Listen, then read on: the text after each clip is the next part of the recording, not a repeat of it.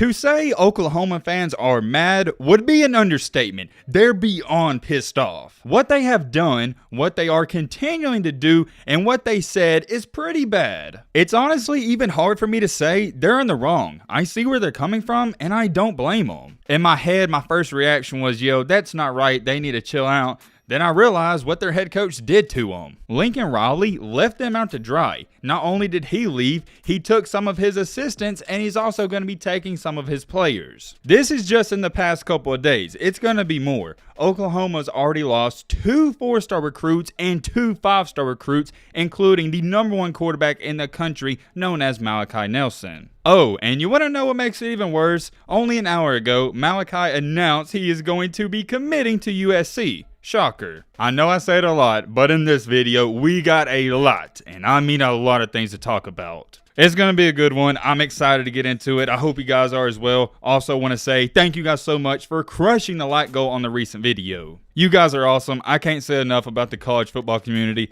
I love it. I'm happy to be a part of it. Also, if you're new to this channel, I greatly appreciate it. If you join our family, hit that subscribe button, leave a like, do all that nice stuff. Now, without further ado, let's get into it. I don't even know where to start with what we're going to talk about in this video. I'm going to tell you this, everything's going to be interesting. Before we talk about what the Oklahoma fan base did, let's talk about what led up to that. I'm going to use one of Skip Bayless's tweet because he is a diehard Oklahoma fan. You may not agree with what he says. You can't deny he loves the Cowboys and Oklahoma. He tweeted out, as an Oklahoma fan, you have to wonder how much game planning time the last few weeks Lincoln Riley spent researching USC, getting to know the people in power, and also negotiating his mega deal. It makes you sick and angry. I don't watch a lot of Skip Bayless or Stephen A. Smith. I know some people don't agree with what they say. However, I agree with this 100%. As an Oklahoma fan, I wouldn't be so mad about him leaving to USC. It's the way he did it, and you know he didn't care about the most recent games. I'm not saying he didn't have a game plan and he didn't prepare his team as much as normal,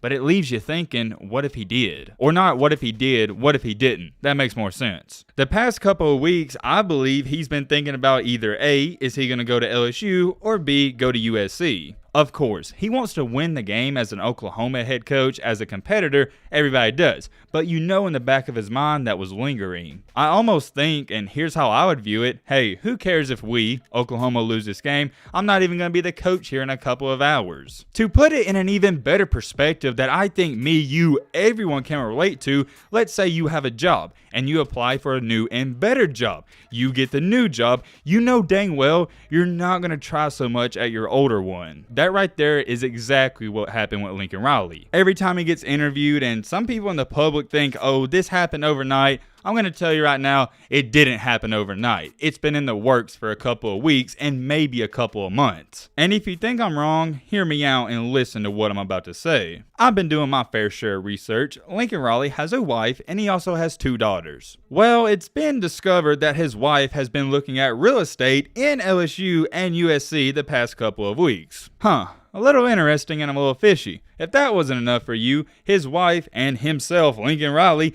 they've been looking for better schools for their daughters. He even went on Colin's show today and said he doesn't like the Oklahoma small town market, and him, his wife, his daughters, they want to live in a bigger city. I've said it before, I'm going to say it again. I'm not faulting his decision. I'm never going to be mad at someone for taking a better job. What I'm saying is, and where I'm sort of mad, is he goes on these shows and interviews and say it happened overnight when it didn't. You knew it was in the works. Why do you think he said, I'm not going to be the head coach at LSU? Because he knew he was going to be the head coach at USC. It's not what you did, Lincoln Riley. It's how you did it. You handled it poorly. Now, with all that being said, let's get into what the Oklahoma fans did. Some may ask, yo, how are they handling it? Are they doing okay? And well, I'll let you take a look at this. On one of these statues at Oklahoma, they put up a sign that says traitor. I guess one sign, it wasn't enough to send the message, so they put up another one on a brick wall. Once again, I see a ton of people defending Riley and everyone saying, yo, why are they mad? He was good to them. It's not he left, it's how he left. A great example. Lincoln Riley completely gutted the OU program and lied to the fans' faces for weeks. Don't be mad at them for calling him a traitor. All is fair in war. That's what I'm saying, and every Oklahoma fan would agree. He gutted the program and left them out to dry. My analysis on them calling him a traitor, I don't even think it's fine. I think that's the best thing they could have said, and I'll leave it at that. They could have said some much more foul and worse things. I think Trader's okay. Getting back on topic with the recruits, I believe I said it in either yesterday or the day before's video.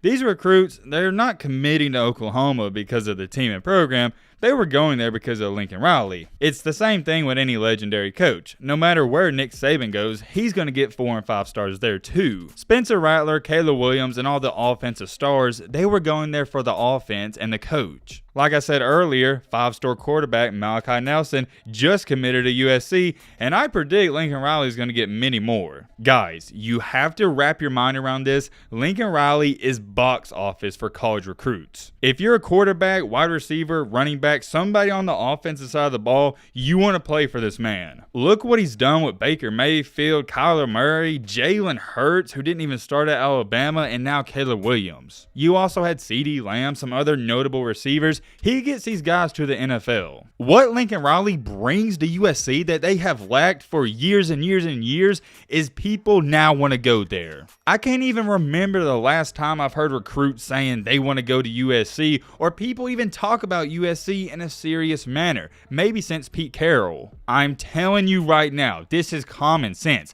Lincoln Riley is going to dominate, and I mean absolutely flat out dominate the Pac-12. He is about to wipe the floor with the competition there. It's different though. If he would have went to LSU, I think he'd go 8-4, 9-3, maybe 7-5. That's how bad the Pac-12 is. Nobody respects the Pac-12. Why not? Because there's nothing to respect. They're not good compared to other Power 5 conferences. I got something to offer you. With all these amazing things about Lincoln Riley, we know he's an offensive genius. Let's take a look at this. Yes, he's dominated the Big 12. Outside of that, his defense has been atrocious. Against teams in the college football playoff, he's given up 54 points, 45 points, and 63 points. In 2017, he gave up 54 to Georgia.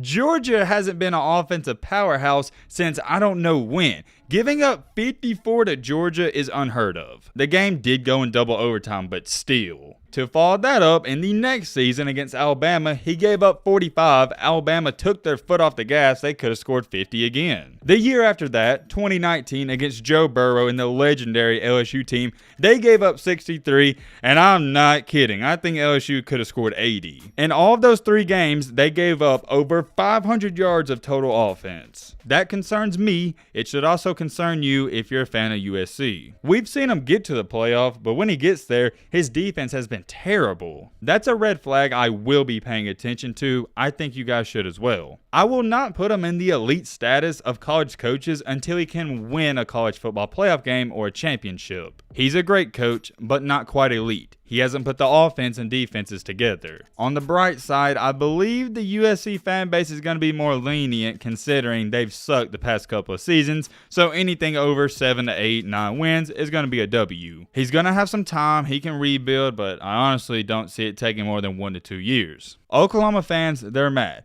You can't focus on it too much. Now you got to focus on who's your next coach going to be and get ready for next year. Let me know how you feel about this down below in the comment section. But with that being said, it's going to wrap up this video. Hope you guys enjoyed. Hope you guys learned something. Mess up my outro, learn some. Hit that subscribe button and leave a like for more. And as always, let's be great. I'm out, y'all. Peace.